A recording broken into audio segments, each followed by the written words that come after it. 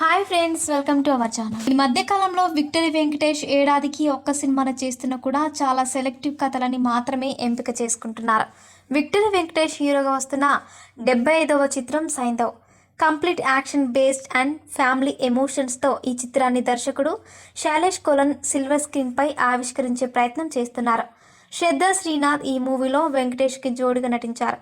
వెంకీ కెరియర్లో భారీ బడ్జెట్తో పాన్ ఇండియా రేంజ్లో ఈ సినిమాని తెరకెక్కిస్తున్నారు. సంక్రాంతి కానుకగా ప్రేక్షకుల ముందుకు ఈ చిత్రాన్ని తీసుకొచ్చే ప్రయత్నం చేస్తున్నారు. ఈ మధ్య కాలంలో విక్టరీ వెంకటేష్ ఏడాదికి ఒక్క సినిమాను చేస్తున్నా కూడా చాలా సెలెక్టివ్ కథలని మాత్రమే ఎంపిక చేసుకుంటున్నారు. వాటితో సక్సెస్ కూడా అందుకుంటున్నారు. గురు, నారప్ప, దృశ్యం, F2, F3 సినిమాలు విక్టరీ వెంకటేష్కి వరుస సక్సెస్లు ఇచ్చాయి. వీటి తర్వాత కాస్త బడ్జెట్ స్పానింగ్ పెంచి సైంధవ్ మూవీ చేస్తున్నారు. దీని మీద ఎక్స్పెక్టేషన్స్ కూడా అందుకు తగ్గట్టుగానే ఉన్నాయి. అయితే ఈ మూవీ స్టోరీపై ఇప్పుడు సోషల్ మీడియాలో ఒక టాక్ వినిపిస్తుంది. ఈ మూవీలో వెంకటేష్ కూతురు అరుదైన వ్యాధితో బాధపడుతుందట.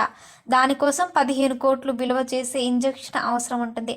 ఆ ఇంజెక్షన్ విలన్కి కూడా కావాల్సి ఉంటుంది. దానికోసం ఇద్దరి మధ్య పోరాటం జరుగుతుందట. ఈ స్టోరీ లైన్ గతంలో గోపిచంద్ హీరోగా వచ్చిన ఒక్కడున్నాడు సినిమాకి దగ్గరగా ఉంది. ఆ మూవీలో బాంబే బ్లడ్ గ్రూప్ ఉన్న హీరోని విలన్ తన అవసరానికి వాడుకోవాలని అనుకుంటాడు. హీరోని చంపి అతని హార్ట్ తీసుకోవాలని అనుకుంటాడు.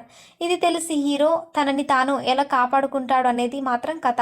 ఇంచుమించి పాయింట్ ఒకే రీతిలో ఉన్నట్లు అనిపిస్తోంది ఈ స్టోరీ. అయితే సైంధవ్ మూవీ కంప్లీట్ యాక్షన్ బ్యాక్ డ్రాప్లో ఉండబోతుంది. గోపిచంద్ మూవీ ప్రయోగాత్మక చిత్రంగా వచ్చింది. దీంతో స్టోరీ లైన్ విషయంలో సిమిలారిటీ ఉన్న ట్రీట్మెంట్ పరంగా చాలా వ్యత్యాసం ఉంటుందని విక్టరీ అభిమానులు అంటున్నారు. ఖచ్చితంగా వెంకటేష్ కెరియర్లో సైంధవ్ బెస్ట్ మూవీ అవుతుందని ఆశాభావాన్ని వ్యక్తం చేస్తున్నారు. మరిన్ని ఇంట్రెస్టింగ్ అప్డేట్స్ కోసం మా ఛానల్ని సబ్స్క్రైబ్ చేసుకోండి.